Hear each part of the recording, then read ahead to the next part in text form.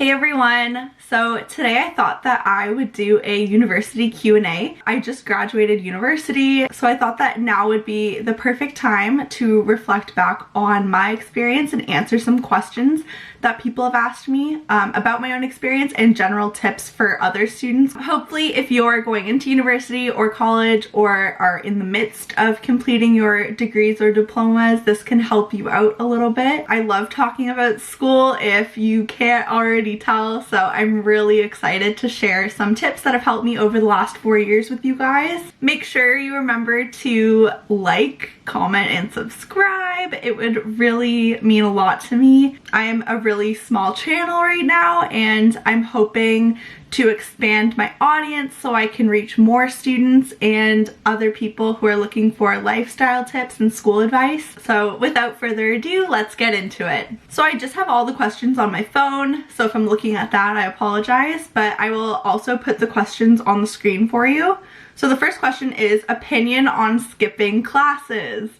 So I don't want to say that I was a goody two-shoes, but I rarely skipped class, and the only times that I would skip class is if I had to do work for other classes. I feel like skipping classes for me came down to a time management issue. So if I wasn't able to manage my time appropriately and I was falling behind in school, that is when I would choose to forego going into an in-person class in favor of working on assignments for other classes that were due like earlier than any work for that class would be. I would strategically plan this out so I wouldn't just skip any class. I would have a goal for myself to only skip one of each class per semester. So if I had 5 classes in a semester, I would try my hardest to only skip each of them one time. This way you don't fall behind on the lectures, but also I feel like in-class attendance actually correlates to a higher grade.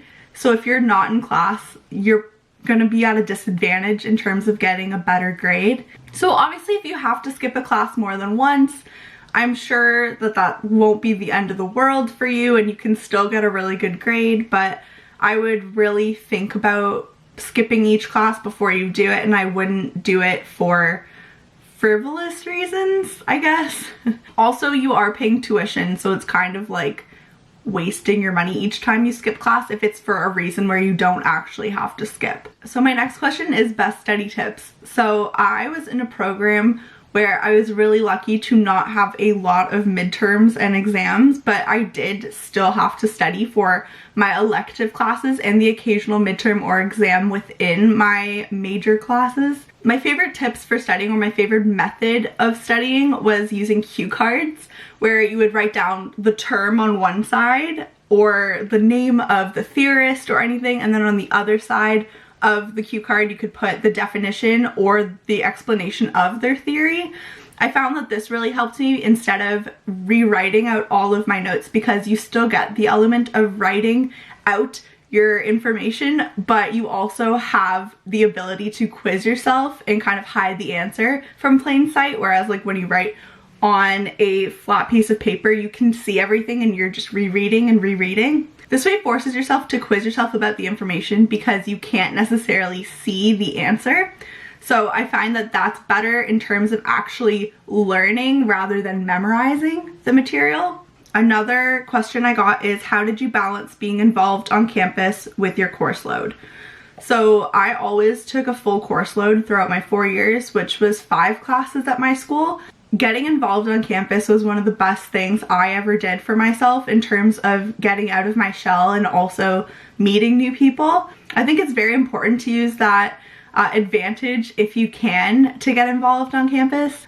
I was involved on campus through a sorority and it did take up quite a bit of time. There was a commitment involved. As a student who worked the whole time throughout university, I became really accustomed to using a planner, and it was no difference with getting involved on campus, using my planner to put in all the dates and times. Because I'm extra, the planner that I used was the Day Designer. This is a very extra planner. I love it. Definitely not a absolute necessity. You can totally get by with any planner or a Google Calendar. So for example, this was the monthly spread for my September month. I would color code all of my dates. So for example, work was always red, my sorority events were always purple, and any due dates for school were blue. And then gray would be social events with friends or family things. So on this side, there's a full today category with each hour if you really want to time block off important events. So like classes or your work schedule after, or if you have an extracurricular activity, you can physically block that in to your day so that you can visualize what your day will look like.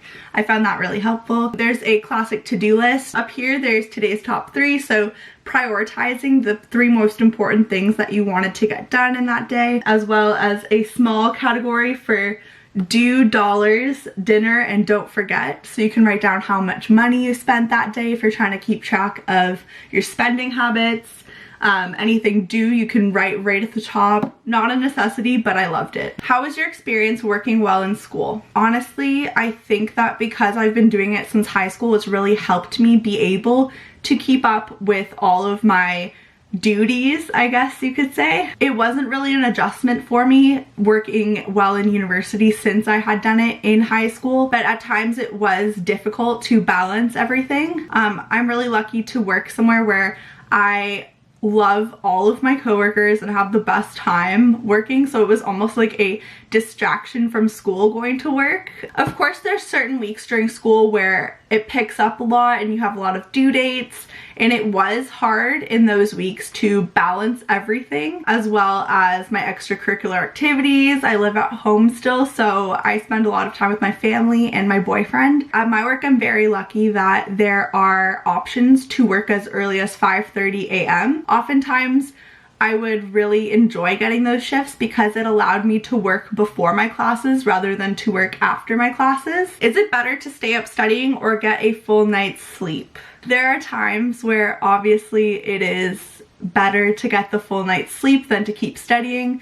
I'm very lucky. I never stayed up all night more than 3 times, I think, in my whole university career. I always got some sleep going into midterms, exams, finishing assignments. Again, with busy schedules and shifting priorities such as going to work, school, balancing friends and family, it gets overwhelming, and sometimes you have to work until the early hours of the morning to get it done. Getting a full night's sleep before a test is a really big deal in terms of actually making sure that you retain the information that you're learning, but sometimes you do have to forfeit the sleep and get some extra coffee to make it through. How did you balance a job, sorority, and having good grades? I won't lie, there were times where I couldn't balance it, and I would have my fair share of crying episodes and feeling as though I couldn't do it and I wouldn't be able to do it and get good grades. It's important to know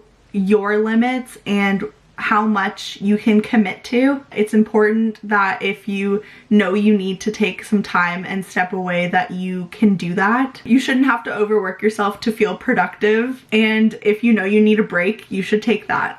What was one of your favorite memories of your undergrad? Honestly, I really loved 4th year. It was just very nice to know mostly everyone in my classes after going through 3 years with them. I did switch into my program in 2nd year, so I spent 3 years with most of the people within my program, and honestly, like, it was just so comforting walking into a class and seeing familiar faces as the class sizes got smaller and smaller throughout the years. It helped to make me feel more comfortable in my classes, and I made a lot of friends through that. Best study snacks. In a perfect world, I would tell you to have almonds and cut up fruit with water as your study snack, but that's just not me. A lot of the times I really loved a gas station slushie as a study snack, which isn't good because there's so much sugar, but it really helped, I don't know, make me feel better nights where I was studying for long periods of time or working on papers forever. I also really liked